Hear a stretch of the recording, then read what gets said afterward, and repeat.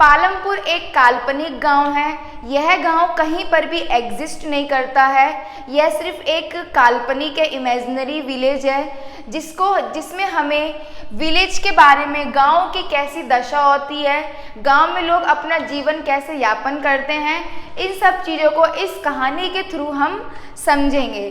तो पहला चैप्टर कौन सा है हमारा? पालमपुर गांव की कहानी। ठीक है,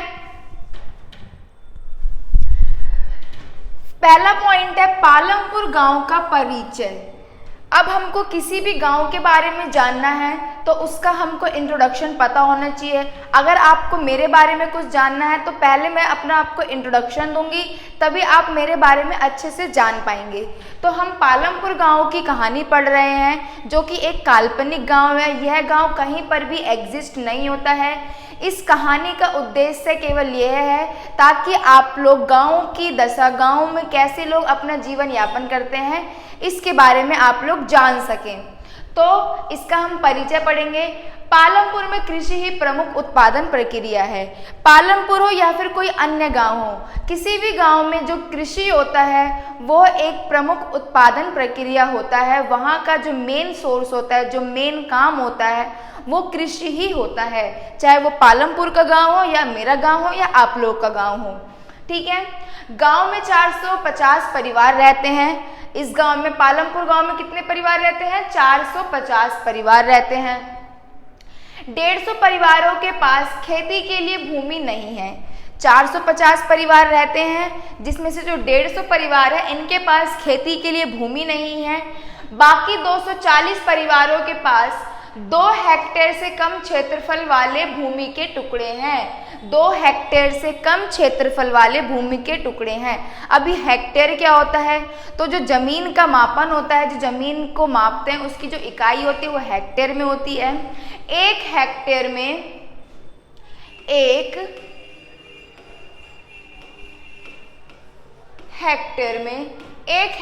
में 10,000 वर्ग मीटर होता है। ठीक है, तो हमारा जो 1 हेक्टेयर है, 1 हेक्टेयर में कितना होता है? 10,000 वर्ग मीटर होता है, यानी 10,000 स्क्वायर मीटर होता है। इसी तरीके से 2 हेक्टेयर है तो कितने हो जाएंगे? 20,000 स्क्वायर मीटर हो जाएंगे। तो जो 240 परिवार हैं उनके पास 2 हेक्टेयर से कम क्षेत्रफल वाले छोटे भूमि के टुकड़े हैं। गांव की कुल जनसंख्या का जो 1/3 भाग है, गांव की कुल जनसंख्या का जो 1/3 भाग है वो दलित या अनुसूचित जातियों का है। जितनी भी गांव में पॉपुलेशन है, मान लीजिए कि यह एक गांव है। ठीक है, यहाँ का जो 1/3 पार्ट है, वन में से जो ये 3rd पार्ट है इसका, ठीक है, 1 ये पूरा है, फिर 1 2 3, तो जो 3rd पार्ट है ये कौन सा है? अनुसूचित जातियों का है। एक भाग जो है अनुसूचित जातियों का है। ठीक है, अनुसूचित जाति क्या होते हैं? लोगों को, बच्चों को बहुत कंफ्यूजन होता है कि अनुसूचित जाति क्या होती है और अनुसूचित जनजाति क्या होती है।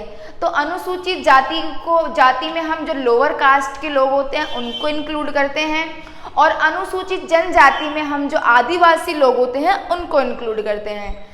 आशा है कि आपको अनुसूचित जाति और अनुसूचित जनजाति में अंतर पता चल गया होगा। तो जो गांव का 1/3 ये वाला भाग है ना, जो यहाँ पे कौन रहता है? अनुसूचित जातियों के जो लोग हैं वो रहते हैं। इनके जो मकान होते हैं, जो अनुसूचित जातियाँ, जो छोटे कास्ट के लोग होते हैं, उनके जो मकान होते हैं वह मकान कच्चे मकान होते हैं, घास और फूस से बने हुए होते हैं, मिट्टी और फूस से बने हुए होते हैं। देखा होगा आप लोग गांव में जाते होंगे तो झोपड़ी सी बनी हुई होती होगी, मिट्टी के घर होते होंगे, छोटे छोटे से कच्चे घर होते हैं वो। तो इनके जो अनुसूचित जाति के जो लोग हैं, इनके जो घर होते हैं वो मिट्टी और फूस के बने हुए होते हैं, और ये गांव के एक अलग ही कोने में होते हैं। हम नॉर्मली भी गांव में देखते हैं ना, तो गांव में ऊंची कास्ट वालों का एरिया अलग होता है और जो नीची कास्ट वाले लोग होते हैं उनका एरिया अलग होता है। बिकॉज गांव में जो जात पात है इसको बहुत ज़्यादा माना जाता है। अब तो गांव में भी ये जात पात का जो सिस्टम है ये धीरे धीरे कम हो रहा है। सिस्टम है ये कम हो रहा है, बट फिर भी बहुत से ऐसे गांव हैं जहाँ पर जात पात को लेकर बहुत भेदभाव किया जाता है। तो पालमपुर गांव में भी ऐसा ही कुछ है। ठीक है, गांव में ज्यादातर भूमि के स्वामी उच्च जाति वर्ग के लोग 80 परिवार हैं, जो ऊंची कास्ट के जो 80 परिवार है उनके हैं। उच्च जाति के जो मकान होते हैं वो किसके, ईट मकान, जो ईट और सीमेंट के बने होते हैं। ठीक है, इससे क्या हमें पता चल रहा है कि जो पालमपुर गांव है यहाँ पर भी जात पात है। यहाँ पर जो ऊंचे कास्ट के लोग हैं इनका मकान पक्का मकान है, ईंट और सीमेंट से बना है। वहीं जो नीचे कास्ट के लोग हैं उनका मकान कच्चा है और मिट्टी और फूस का बना हुआ है। यानी कि पालमपुर में जात पात का भेदभाव है। पालमपुर गांव में शिक्षा के लिए एक हाई स्कूल है। ठीक है, हाई स्कूल कौन से स्कूल होते हैं, जो 10th तक के होते हैं। ठीक है, 10th तक वालों को हाई स्कूल बोलते हैं गांव में। उसके बाद जो 11th और जो 12th होते हैं ये कॉलेज के स्टूडेंट्स हो जाते हैं गांव में कॉलेज बोलते हैं इसको। ठीक है, तो एक हाई स्कूल है यानी एक 10th तक का स्कूल है। 2 प्राथमिक विद्यालय है यानी 1st to 8th। 1st to 8th के जो है वो 2 प्राथमिक विद्यालय हैं, एक स्वास्थ्य केंद्र है और एक ही निजी अस्पताल है। निजी अस्पताल कौन से अस्पताल होते हैं, जो प्राइवेट हॉस्पिटल्स होते हैं, एक वहाँ पर निजी अस्पताल है। होपफुली पालमपुर गांव का आपको इंट्रोडक्शन परिचय समझ में आ गया होगा। ठीक है,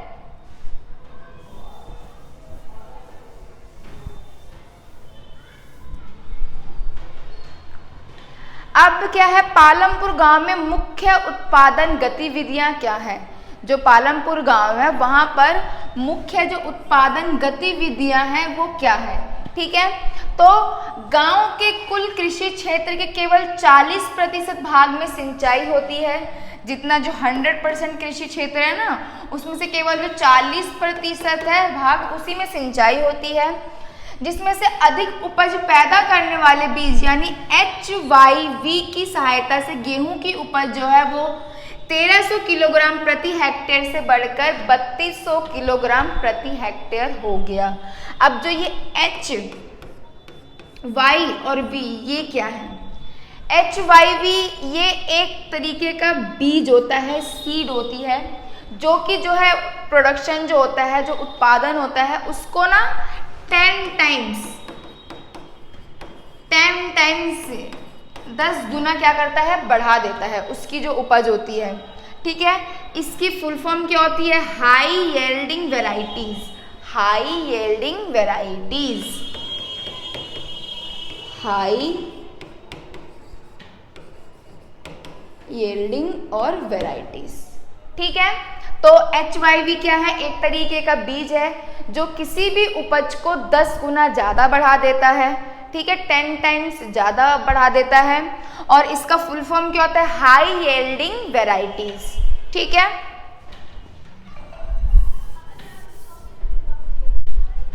पालमपुर गांव में 25% लोग किस में लगे हुए हैं, गैर कृषि कार्यों में लगे हुए हैं।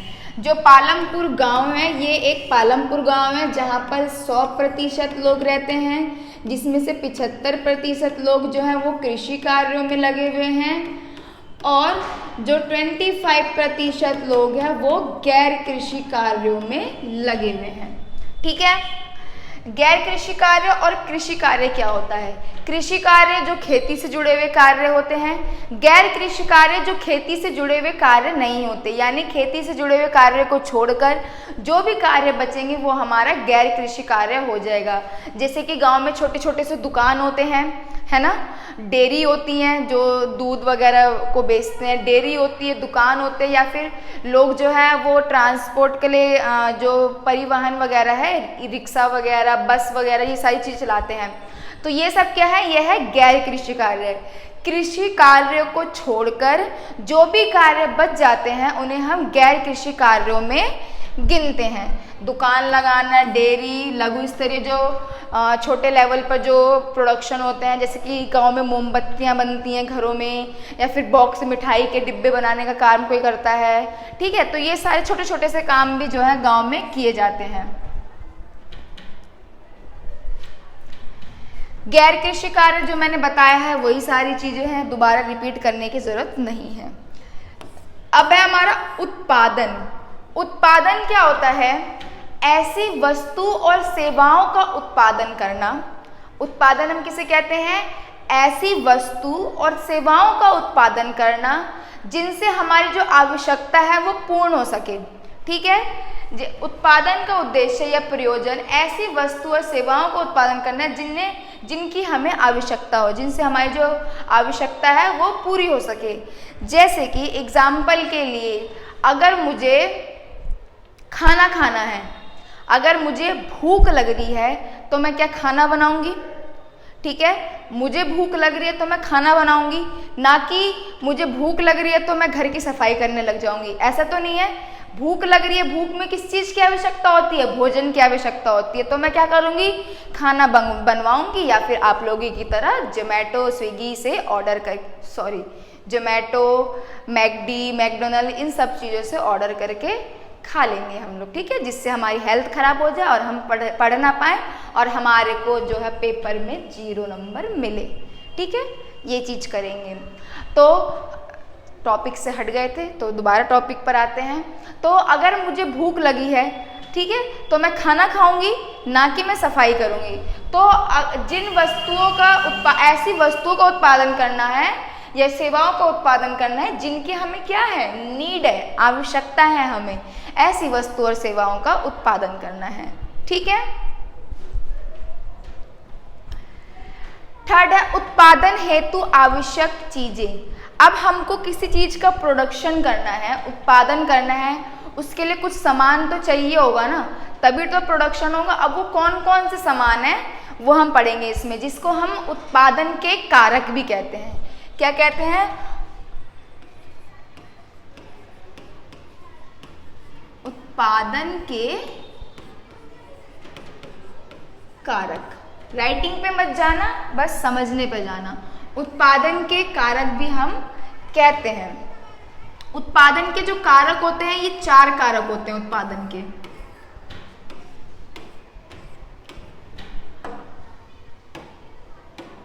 कौन कौन सा होता है? एक होता है हमारा भूमि, दूसरा होता है हमारा श्रम, तीसरा होता है हमारा पूंजी, चौथा होता है हमारा ज्ञान। ठीक है, ये हमारे क्या होते हैं? उत्पादन के कारक होते हैं, भूमि, श्रम, पूंजी और ज्ञान। अब मुझे किसी चीज का उत्पादन करना है, प्रोडक्शन करना है, तो उसके लिए सबसे पहले मुझे, अगर मान लो कि मुझे अपनी मिठाई की शॉप खोलनी है, मिठाई की दुकान खोलनी है, तो उसके लिए पहले मुझे भूमि चाहिए होगी। ठीक है, जगह चाहिए होगी जहाँ पर मैं रहकर अपना जो प्रोडक्शन है वो कर सकूँ। तो पहले हमको किसकी आवश्यकता पड़ेगी?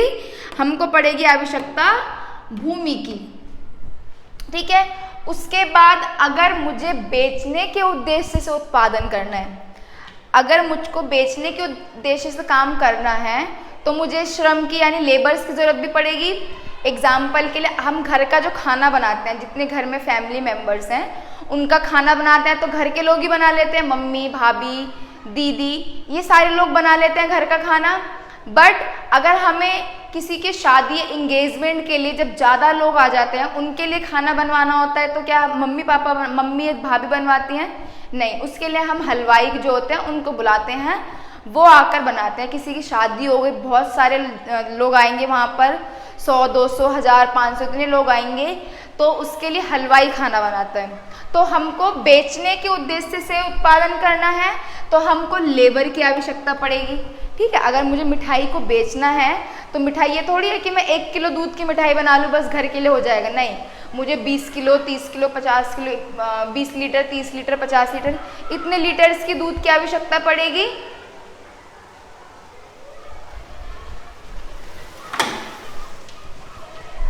इतने लीटर दूध की आवश्यकता पड़ेगी, तो मेरे को लेबर्स की ज़रूरत पड़ेगी, श्रम की ज़रूरत पड़ेगी। उसके बाद है पूंजी। पूंजी क्या होता है? पूंजी को आप यहाँ पे ध्यान से समझिए।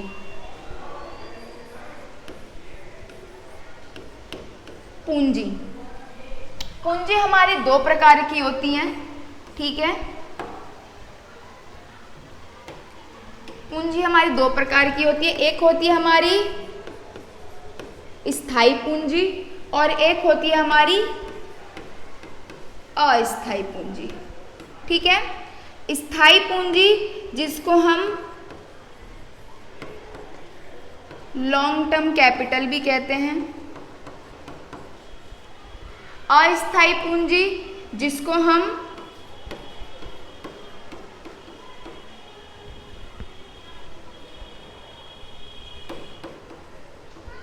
शॉर्ट टर्म कैपिटल कहते हैं।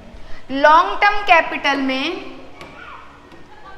जो हमारे ये लॉन्ग टर्म कैपिटल है, लॉन्ग टर्म कैपिटल में क्या होता है कि जो हमारे सामान होते हैं, जो अभी हमारी मशीनरी वगैरह होती है वो लंबे समय तक चलती है। जैसे कि अगर मुझे मिठाई बनानी है उसके लिए मुझे गैस सिलेंडर की आवश्यकता पड़ेगी, चूल्हे की आवश्यकता पड़ेगी, मिठाई बनाने के लिए बर्तनों की आवश्यकता पड़ेगी।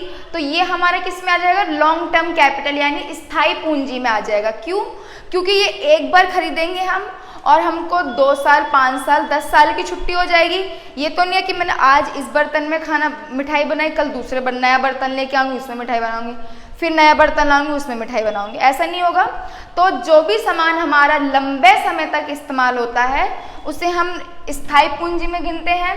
और अस्थायी पूंजी में हमारा क्या आ जाएगा? जैसे कि हम मिठाई में डालने के लिए ड्राई फ्रूट्स लेके आए हैं, मिल्क लेके आ गए हैं, चीनी शुगर लेके आ गए हैं, तो ये सारी चीज़ें तो लाओ और ख़त्म हो जाएगी। ठीक है, अभी लाओ कितने दिन चलेगी? 1 महीना चल जाएगी, 1 हफ्ता। जो दूध होगा वो 1 दिन 2 दिन चलेगा बस। तो अस्थायी पूंजी में हमारी ऐसी पूंजी आती है जो कम समय के लिए इस्तेमाल हो। जैसे कि दूध है, रोज नहीं तो 1 दिन छोड़ के अल्टरनेटिव डे में लाना पड़ेगा, नहीं तो वीक में 1 बार तो हमें लाना ही पड़ेगा। ठीक है, तो ये हमारी अस्थायी पूंजी होती है। होपफुली आपको पूंजी समझ में आ गया होगा। चौथा है हमारा ज्ञान। ज्ञान क्या होता है? अगर मेरे को मिठाई बनानी है, मैंने अपनी मिठाई की दुकान खोली है, तो मेरे पास नॉलेज भी होनी चाहिए अलग अलग वैरायटीज़ की मिठाई बनाने की। ये तो नहीं है कि मैं मान लो मेरे को एक ही मिठाई बनाने आती है तो मैं एक ही मिठाई की शॉप खोल के बैठ जाऊंगी, नहीं। मिठाई की शॉप है, स्वीट शॉप है, तो वहाँ पे अलग अलग प्रकार की मिठाइयाँ होती हैं।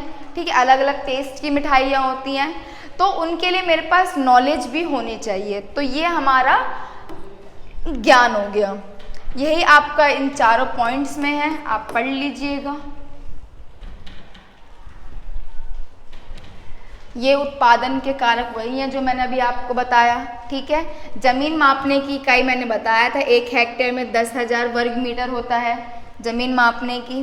अब पालमपुर गांव में कृषि तो हमने पढ़ी, कृषि कैसी होती है हमको पता है, नहीं पता, बट पालमपुर में कैसी होती है, इससे हम सभी गांवों को कनेक्ट कर सकते हैं, सभी विलेजेस को कनेक्ट कर सकते हैं। पालमपुर गांव में कृषि, पालमपुर के लोगों का मुख्य पेशा क्या है? कृषि उत्पादन है, क्योंकि वहाँ पे 75% जो पीपल्स जो लोग हैं, वहाँ के 75% जो लोग हैं वो तो कृषि पे ही लगे हुए हैं ना, कृषि उत्पादन में ही लगे हैं, तो वहाँ का मुख्य पेशा भी कृषि उत्पादन ही होगा। ठीक है, यहाँ काम करने वाले 75% लोग अपने जीवन यापन के लिए खेती पर ही निर्भर है। बाकी के जो 25 बच गए हमारा, वो किस में हमारा है? गैर कृषि कार्यों में है। ठीक है, कृषि को मुख्यतः 3 भागों में बांटा गया है। जो हमारी जो कृषि होती है उसको हमने 3 मुख्य भागों में बांटा है। पहला कौन सा है? वर्षा ऋतु। ठीक है, वर्षा ऋतु, रेनी सीजन बोल सकते हैं इसको। वर्षा ऋतु में जो भी फसल उगती है उन्हें हम कौन सी फसल कहते हैं? खरीफ फसल कहते हैं। इनकी जो अवधि होती है जुलाई से लेके अक्टूबर तक की होती है। अभी भी आज है 11 सितंबर, और 11 सितंबर ही है ना आज 11 सितंबर है, और अभी हमारा रेनी सीजन भी चल रहा है, और पिछले 2 दिन से दिल्ली में बारिश हो रही है। अभी भी मैं वीडियो बना रही हूँ, वर्षा जो है अपने चरम सीमा पर है, बहुत ही तेज बारिश हो रही है। तो जुलाई से लेके अक्टूबर तक क्या होता है? हमारा रेनी सीजन होता है, वर्षा ऋतु होती है। इसमें जो हमारी फसल उगती हैं, ज्वार, बाजरा, चावल, कपास, गन्ना, तंबाकू आदि, ये सारी फसलें हमारी वर्षा ऋतु में उगती हैं। दूसरा है हमारा शरद ऋतु। शरद ऋतु यानी विंटर सीजन। विंटर सीजन में जो फसलें उगती हैं उन्हें हम क्या बोलते हैं? रबी फसल कहते हैं। विंटर सीजन में जो फसलें उगती हैं हमारी उन्हें हम रबी फसल बोलते हैं। विंटर कब? अक्टूबर से स्टार्ट हो जाता है। दिवाली का जब टाइम आता है तब हल्की हल्की सी ठंड आनी स्टार्ट हो जाती है और मार्च तक रहती है ठंड। अक्टूबर से मार्च तक। जनवरी में या दिसंबर में तो बहुत कड़ाके बर्फ जमा देने वाली ठंडी होती है दिल्ली में तो, ठीक है। तो अक्टूबर से मार्च तक की क्या होती है? विंटर सीजन होता है, शरद ऋतु होता है। इसमें जो फसलें उगाई जाती हैं, गेहूं। इसमें फरवरी में अगर आप गांव चले जाओ तो गांव में पीले पीले से खेत नजर आते हैं, सरसों के खेत होते हैं, वो पीले पीले से फूल होते हैं ना, सरसों के जो फूल होते हैं येलो कलर के, बहुत अच्छे लगते हैं उस टाइम के वो खेत, ठीक है। तो गेहूं, सरसों, दाल, आलू इत्यादि ये सारी चीजें विंटर सीजन में उगाई जाती हैं, ठीक है।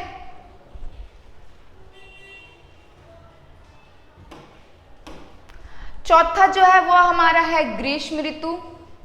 ग्रीष्म ऋतु यानी समर सीजन। समर सीजन में जो फसलें उगाई जाती हैं उनको हम क्या बोलते हैं? जायद बोलते हैं। खरीफ और रबी बहुत सारे बच्चों को पता होगा, बट ये जायद जो नाम है ये बच्चों को नहीं पता होता है। तो जो ग्रीष्म ऋतु यानी जो समर सीजन की क्रॉप्स होती हैं उन्हें हम जायद बोलते हैं, ठीक है। समर कब होता है? मार्च से जून तक में आती है गर्मी, बहुत अच्छी वाली गर्मी होती है, ठीक है। इसमें फसलें क्या उगती हैं? तरबूज, खीरा, फलियां, सब्जियां, ये सारी फसलें हमारी समर सीजन में उगाई जाती हैं। तो हमारे जो कृषि की तीन मुख्य भाग, तीन जो भागों में बांटा हमने कृषि को, एक हो गया हमारा वर्षा ऋतु, एक हो गया हमारा शरद ऋतु और एक हो गया हमारा ग्रीष्म ऋतु। इनका जो आप ये पीरियड्स, टाइम पीरियड्स का जो है कैलकुलेशन खुद भी कर सकते हो, ठीक है। बिजली के विस्तार ने सिंचाई व्यवस्था में सुधार हुआ। बिजली के जो विस्तार हुआ था उससे जो सिंचाई व्यवस्था है पालमपुर में उसमें सुधार हुआ।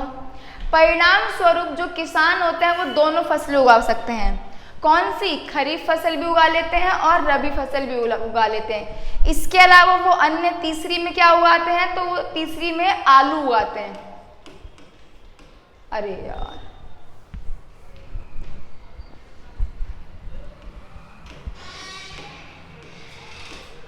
तीसरी फसल जो होती है उसमें क्या उगाते हैं वो लोग? आलू उगाते हैं, ठीक है। अब है बहुविध फसल प्रणाली। बहुविध फसल प्रणाली क्या होती है हमारी? एक ही भूमि के टुकड़े पर, जैसे कि ये एक भूमि का टुकड़ा है, एक ही भूमि के टुकड़े पर एक से ज़्यादा बार, एक वर्ष के अंतराल में एक से ज़्यादा बार फसल उगाना हमारा बहुविध फसल प्रणाली कहलाता है। एक ही भूमि का टुकड़ा है, ठीक है। इस भूमि के टुकड़े में एक वर्ष में, जो एक वर्ष है इसके अंतर्गत में एक से ज़्यादा बार फसलें उगाना हमारा बहुविध फसल प्रणाली कहलाता है। अब है हमारा खेती करने के तरीके। खेती करने के दो तरीके होते हैं, एक होता है परंपरागत कृषि यानी ट्रेडिशनल क्रॉप्स, एक होता है आधुनिक कृषि यानी मॉडर्न एग्रीकल्चर, ठीक है। एक ट्रेडिशनल एग्रीकल्चर और एक मॉडर्न एग्रीकल्चर, परंपरागत कृषि और आधुनिक कृषि। परंपरागत कृषि में क्या होता है? जो पारंपरिक बीजों का उपयोग होता है इसमें, और इसमें HYV बीजों का प्रयोग किया जाता है, ठीक है। इसमें कम सिंचाई की आवश्यकता होती है, इसमें अधिक सिंचाई की आवश्यकता होती है। इसमें उर्वरकों के रूप में गाय के गोबर अन्यथा दूसरी खादों का प्रयोग किया जाता है, और इसमें रासायनिक खाद और कीटनाशकों का प्रयोग किया जाता है। इसमें जो है जुताई होती है वो पारंपरिक हल से होती है, इसमें जो होती है वो मशीनों के द्वारा, ट्रैक्टर वगैरह से की जाती है। यहाँ पर जो परंपरागतों में जो पानी सिंचाई की जाती है वो कुओं से, नदी, तालाब, इन सब से जो पानी लाकर की जाती है, और यहाँ पर नलकूपों से सिंचाई की जाती है। नलकूप क्या होता है? आपने गांव में खेतों के पास देखा होगा, छोटा सा स्विमिंग पूल सा बना हुआ होता है, ठीक है। यहाँ से उसमें पानी गिर रहा होता है, ये पूरा भरा हुआ होता है अच्छे से, ठीक है। ये नलकूप होता है, इसमें यहाँ पर मोटर लगा देते हैं, यहाँ से कनेक्ट करके देन इसके बाद जो पाइप होता है ये पूरे खेतों में सिंचाई करता है। तो ये हमारा जो है ये नलकूप होता है, छोटा सा स्विमिंग पूल जैसा होता है, जो कि आप लोग अगर गांव में रहते होंगे या गांव गए होंगे तो आप लोगों ने देखा हुआ होगा। ठीक है,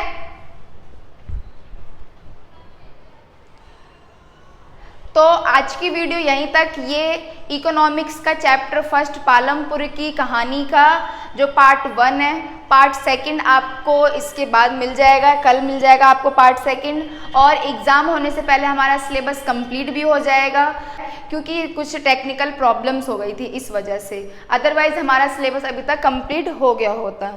तो थैंक यू सो मच देखने के लिए। अगर वीडियो अच्छी लगे तो वीडियो को लाइक करना, सब्सक्राइब करना। जय हिंद, जय भारत।